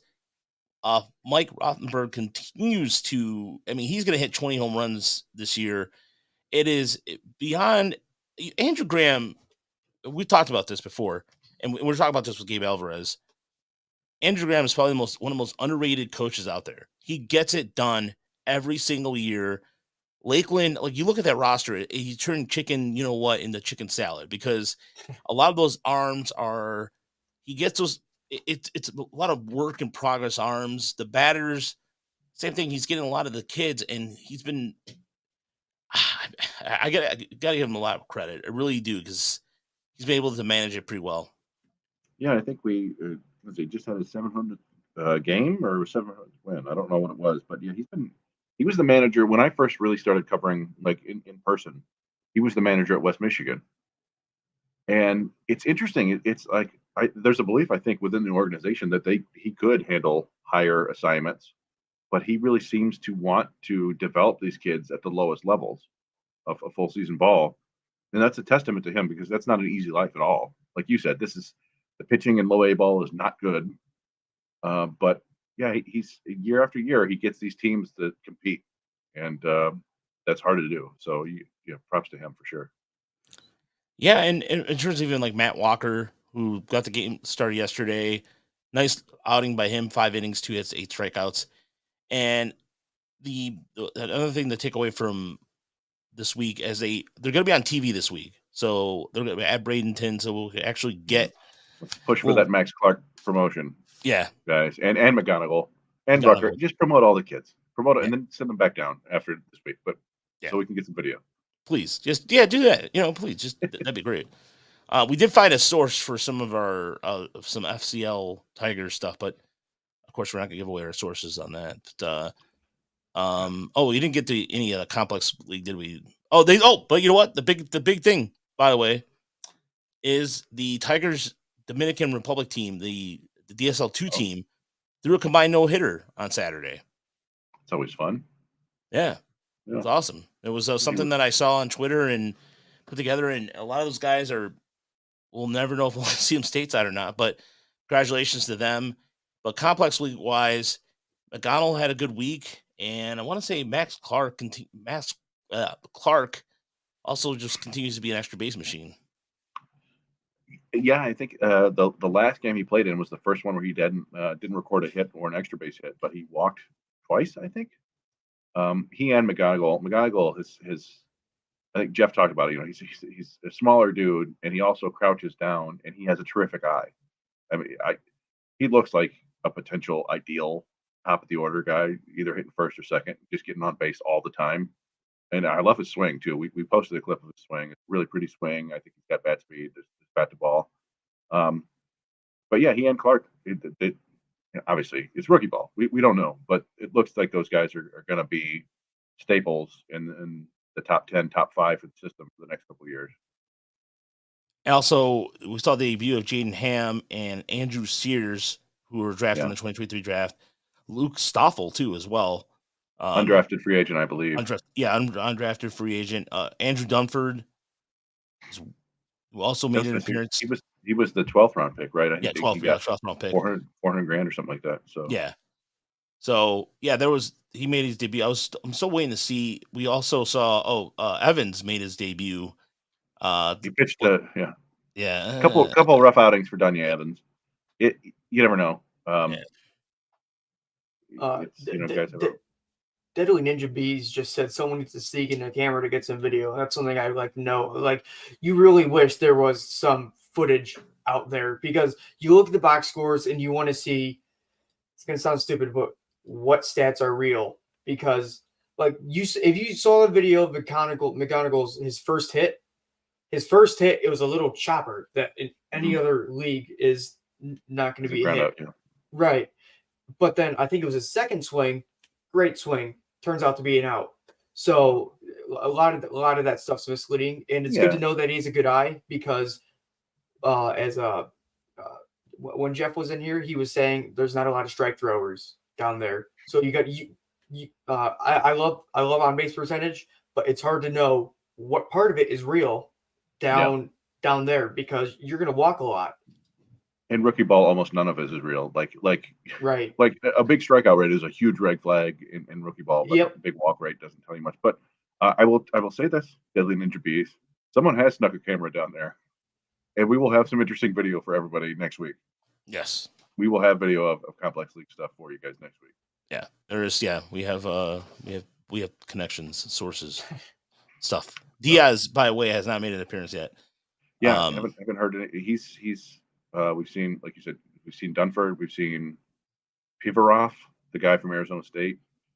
I think just about everybody they drafted has played so far. And by the way, I was going to say Caesar's Calderon has been released. He was in complex league, so yeah, he was a guy that they kind of, I don't know if he made it up to West Michigan last year or not, but one of the org guys that unfortunately at this time of year when the rosters get expanded to 60 people in the complex league, some guys get let go. And we saw Clayton Campbell play catcher, and I think we know now the reason why is because Brady Cernowick has a meniscus tear, and remember that was the same thing that happened to Dylan Dingler. Yeah, and he came back within, I think, about 5 weeks, I want to say. Yeah, when he had that happen, and it doesn't seem to have harmed him as much. But unfortunately, there's not 5 weeks left in the complex league season, so we might not see Draconic again until next year. Yeah, maybe Instructs. Maybe Instructs. That's probably about it. And they kick off. Tomorrow they play against the Yankees complex league. They start that at noon. Everybody's is off tomorrow per normal, but if you're looking for complex league action, we'll be posting some stuff if we find any video, because there's going to be somebody. Usually we have a guy out there, John, who does the stuff for the Yankees, but apparently he's been getting hard. People give him a hard time, so we'll see. I didn't realize that. That's a bummer. Yeah, Yankee. But here's the thing: there's like 500 Yankee prospect sites. I kid you not. It feels like that in the Mets. It's But that's about it. I think we covered a lot this evening, did we? Yeah, talked to Jeff for a good 45 minutes, 50 minutes, and then really, That's our shortest conversation with Jeff, by the way. yeah, speed through. Well, we were trying to speed through the recap, but yeah, I don't know. Another solid week. I mean, we got every team won the week, right? All the full season affiliates won their week. Yeah, I think so. They're playing pretty good ball down there in the farm right now. Again, that's not the primary concern, but we do like the idea of guys playing meaningful games. It's nice to see that. I think Toledo is still, way on the outside looking in for their playoff chances. But the other three teams, we know Erie's in the playoffs. Lakeland is off to a great start, pretty good chance to make the playoffs, and West Michigan is holding their own. So Well, West could have a bunch Michigan. Go ahead. I'm sorry. No, I said you could have a bunch of playoffs this year, which is fun. Yeah, I was just going to say, if you look at the standings right now for West Michigan, it was nice to win against Great Lakes. Great Lakes falls to 3.5 back. So the only team that's chasing West Michigan right now in the East is Dayton, and they're at a half a game back as they kick off a series at Fort Wayne with the Whitecaps hosting South Bend this week. So, the pickup series win this week was huge. And South Bend, by the way, they're in the Cedar Rapids is running away with the division. They're 10 games over 500 in first place, followed by Peoria over in second place over there in that division. So yeah, and you're wondering about Lakeland. So Lakeland right now too, if you're curious how many games are up. I'm so astounded by this. I'm just looking at the standings like, wow. Thank you, by the way. Thank you for the compliment on having Jeff on. He's a 5-time member. If we had like a jacket, we would have the 5-time. He just donned his first 5-time member of the jacket club we have. So Lakeland, by the way, is a game up on Clearwater. So so Clearwater's the team there. But then Bradenton's 2 games. So Bradenton has a chance to try to make up some ground. Tigers, the Flying Tigers, by the way, have the best run differential in the Florida State League, 270 or a plus a differential of plus 45. That's how good their offense has been. So, yeah. Meaningful baseballs and having these guys play meaningful baseball is crucial because winning is a drug. It really is. Yeah. And you don't want to be winning all the way into the minor leagues, and then once you go to the MLB and you start losing, that's no fun. That's no fun at all. No, you're right, Colin. And it's something we talked about last year when the Tiger, all 4 affiliates were over 500 last year. And Ryan Garcos talked about how he said this before in the press, how having that kind of winning mentality and it spreads, right. and it does go a long way. Absolutely. Right. Yeah. You don't want to be losing all the way into minors and thinking this is the standard. It's not. And that's an issue we've had in the past. Definitely. Yeah. And obviously winning is not the main goal, right? Like you're not going to stock your low A team with a bunch of 26-year-olds just to win. Yeah. You want your guys to develop into winners, and they've done a pretty good job of that the last 2 years. So it's exciting to see, and yeah, I'm looking forward to this last 4 or 5 weeks of the season. Me too. And we're going to be heading down to Erie probably by the end of the month or beginning for the playoffs for sure. But thanks so much for everybody tuning in tonight. We appreciate it. Shout out to Thunderball out there. It's just trying to. Never mind. It's a long story. I'll tell you guys the inside joke later. But nevertheless, so Erie will be on the road again in Akron this week. By the way, I should mention that because I forgot to mention that Toledo's going to be at home. So we're going to be out in Toledo Friday or Saturday. So look out for that for us to be on there. And then West Michigan comes home, and so maybe we'll hit up a West Michigan game. But yeah, we'll be out and about all this week. We appreciate it. So, go please something. If you wanted to help out the website, go to our PayPal donation thing. It's on our website, tigersanimalreport.com, or go to our PayPal, Tigers, bit.ly, Tigers ML Report 2023. So if you want to donate, and please buy merch too. We've got merch. We got somebody posted on Twitter a sticker. And they I'm gonna go find it real quick because I was. Well, and one other thing, and I assume everybody's already seen this, but just in case, Dan Hasty, friend of the show. Oh yes, please. Great, Yeah, great please. broadcaster. He's been on here many times, helped us out a ton. His mother was involved in a really bad car accident, and there's a GoFundMe out there for her. I haven't checked the status of it in the last day or so, but they were about 60%, I think, toward the goal. And if you've got the ability, it would be really nice to donate to that because it's a tough situation. She was just minding her business and got hit by a semi-truck. Yeah.